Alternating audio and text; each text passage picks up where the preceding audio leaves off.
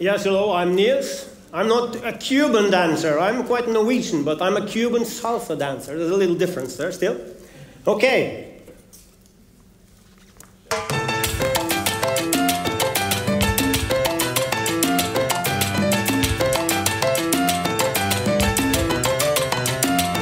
Ay, pero dime que tú quieres y de mí no sabes nada. Tú jugaste con mi amor, ahora tú eres agua pasada. Salá. Ay, dime que tú quieres y de mí no sabes nada. Tú jugaste con mi amor, ahora tú eres agua pasada. Y tú eras, mira, una noche me dijiste que tú no querías nada. Que en el tiempo que estuvimos tú no estabas enamorada. Me di cuenta que estamos contigo no valía la pena. Comprendí que tú serías mi condena. Condena.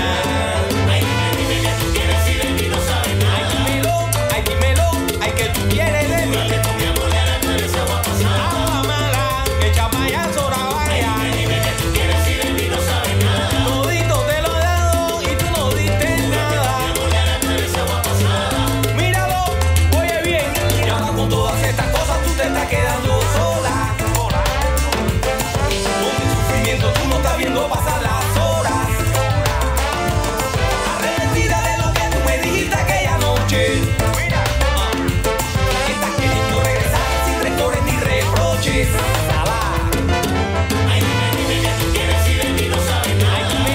Ay, dímelo, ay, que tú quieres de mí. Que con mi amor era tú eres agua pasada. Agua mala, echa pa' allá, sobra vaya. Ay, dime que tú quieres y de mí no sabes nada. Todito te lo he dado y tú no diste nada. Con mi amor era tú eres agua pasada. Nada, nada, tú no me diste nada.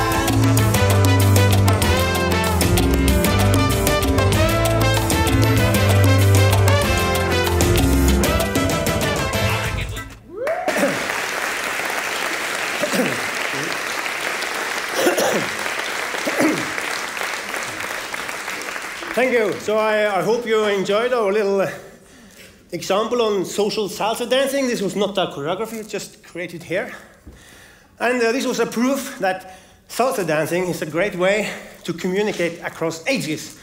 Because you probably noticed that I'm old enough that I could have been her father. So thank you, Gunhild. And in fact, here in Trondheim, in the Salsa Society of Trondheim, we have dancers that are teenagers, as well as we have dancers who are in the mid-70s.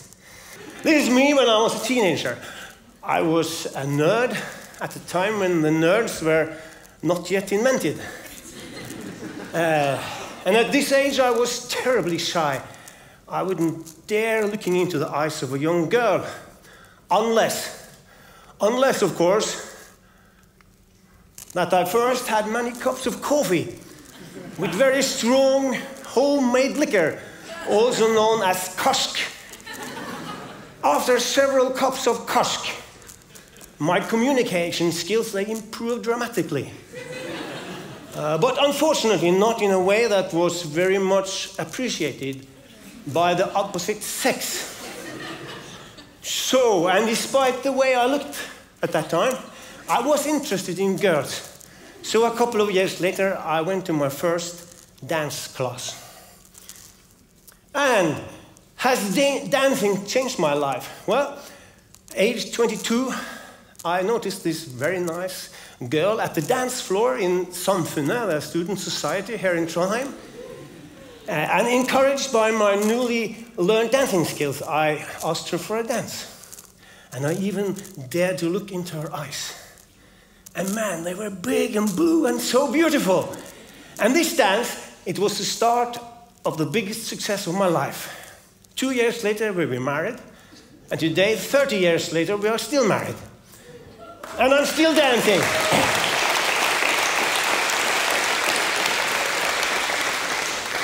I'm still dancing not only with my wife, but you can see that dancing brought the ladies into my life.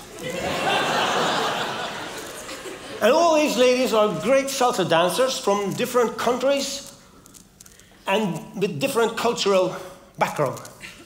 So, but moving from Nils the nerd in the corner to Nils the dancer in the middle, It took me some years and a lot of practicing, but I can tell you, it has been a great journey of social dancing.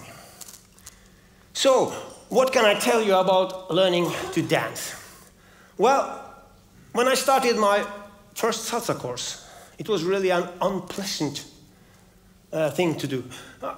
I felt really lousy during some of my first courses. My bucket of self-confidence, it was drained.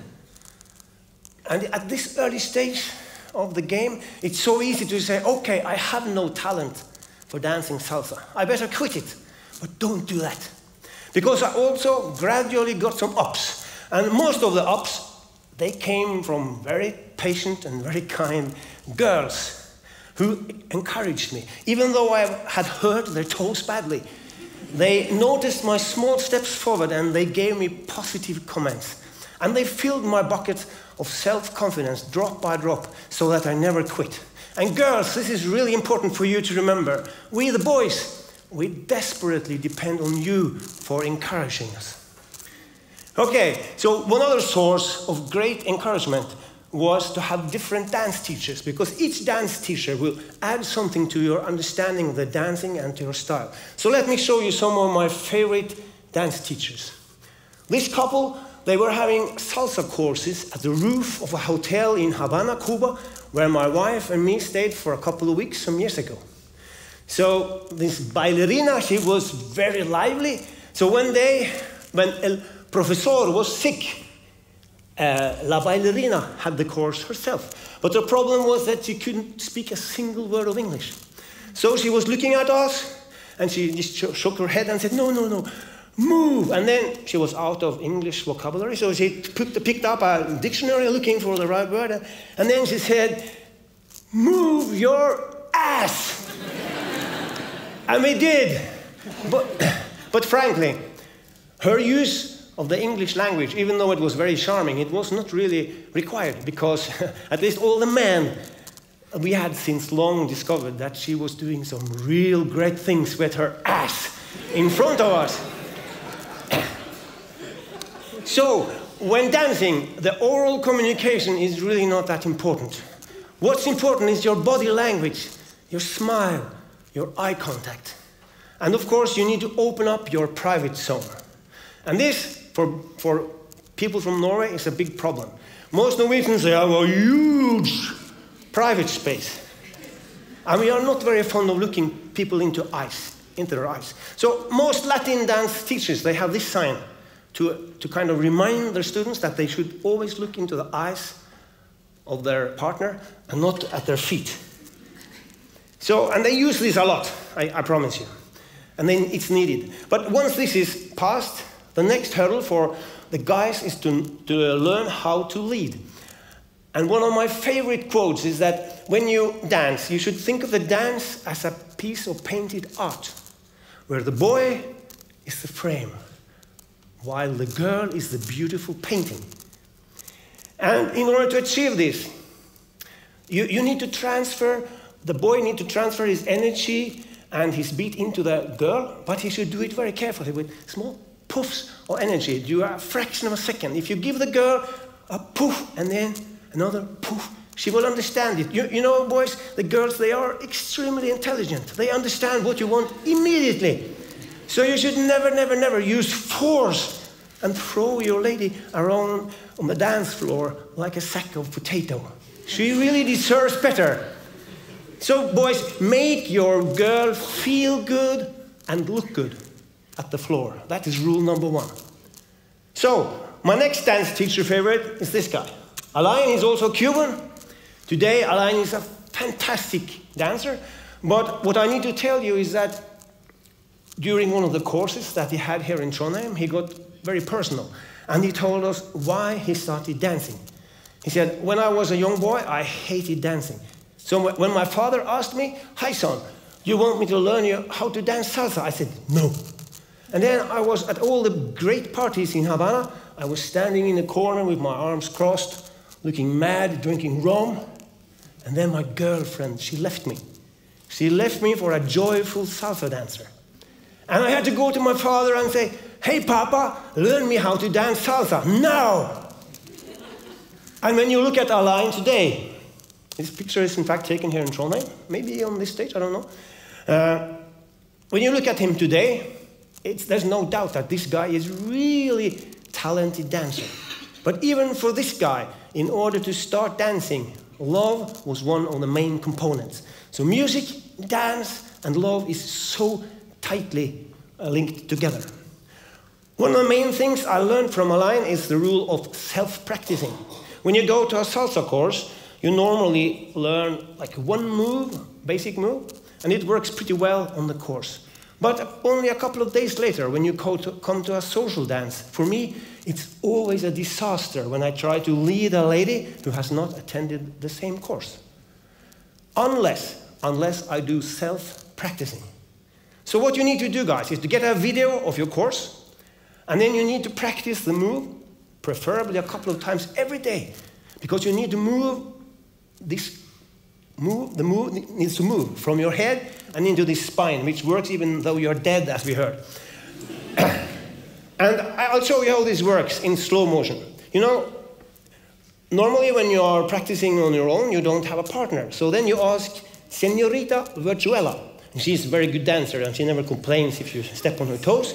And you dance with her, and it goes like this. You know, most Cuban moves, they have a name like this one, it's called Puente Cuatro, meaning 4 bridges.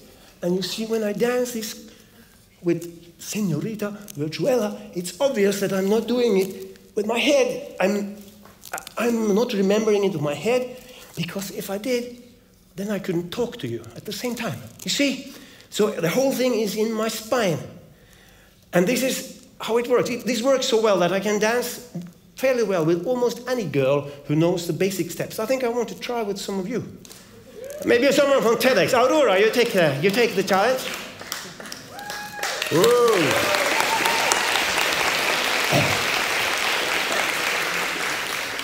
So Aurora and me, we have met once. Ay, amor, tú no confías en mí. Si yo te brindo mi amor sincero y yo me muero por ti, por ti, por ti. Ay, amor, confías en mí. Tú no confías en mí. Si yo te brindo mi amor sincero, oh, no, yo me muero por ti. Vamos a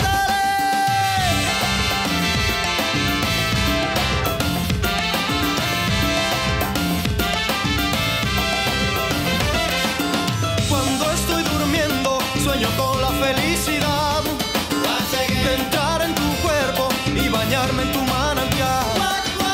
Y cuando despierto me golpea la realidad. Tú siempre respondes, mentiroso, di la verdad.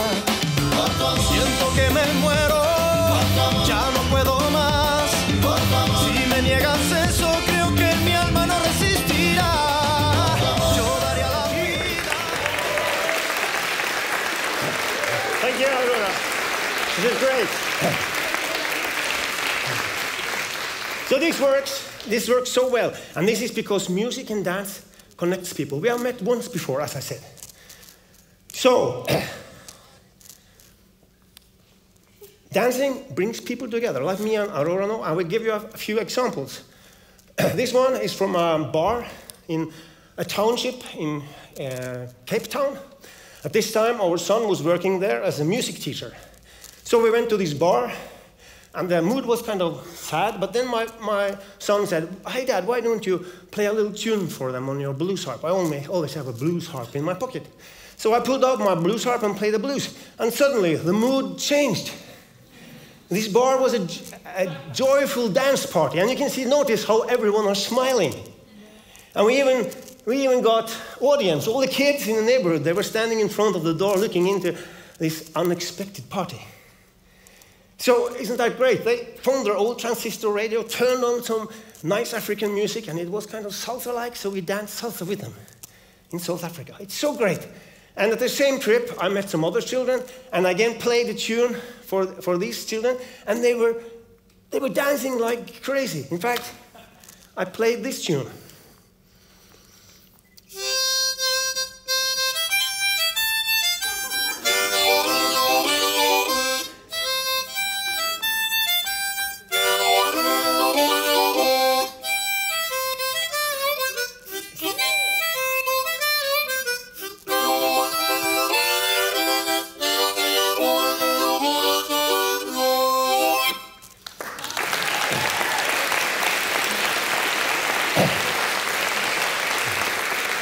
Thank you. And isn't that fantastic that this little old Norwegian song could create this joy at the southern tip of South Africa? That's really great. And even in my professional career, this salsa dancing helps me. This picture is from Iceland, where I went on a business trip quite recently. And my customer, knowing that I like salsa, he invited me to the big salsa Thursday party in Reykjavik. And one of his female colleagues, she was also a salsa dancer. And we were dancing. And though she was dancing a different style, that's why she looks a little bit surprised over some of my moves. My customer, he was so happy to see this. And in the morning, when I came to his job, he was waiting for me in the reception. And long distance, he started doing like this to me. And I mean, when your customer does a thing like that, then the relation is good. So, if you haven't started dancing yet, or only danced little, is it too late? No, it's never too late. You should start immediately, because dancing is something that makes you last longer in many ways. If you ask a soccer player or a football or handball player how they are doing with their sports when they are in their 30s or 40s, they will almost always say, oh no, it was much better when I was young. But myself, being a social dancer in my mid-50s, I dare say that every year since I started dancing 30 years ago, I have become a better dancer every year. And this is because of the step-by-step approach of dancing. There's always a new step, there's always a new level of understanding in your dancing, which brings you forward. And also, I think that there are places here in Trondheim, not as exotic as this. You might think that to dance you need to go to Cuba, but in fact here in Trondheim there are dance clubs who offer dance courses at both intermediate and beginner level. There are places where you can go dancing social several days every week. So it happens here. And isn't that fantastic? And so this will bring maybe some exotic travels into your life. It will certainly bring a lot of colors into your life. And there is a saying that men with big feet, they have big shoes. And there's also a saying that great dancers are great lovers. And to me, both these sayings, they make sense. Imagine if you compare a dancer with a long-distance bicycler. And when a bicycler has been biking for the whole day, he's sore and he's stiff, and in general, he's quite useless. While a social dancer who has been dancing social dance for 4 hours, is agile and warm and ready for anything. So who would you think is the best lover?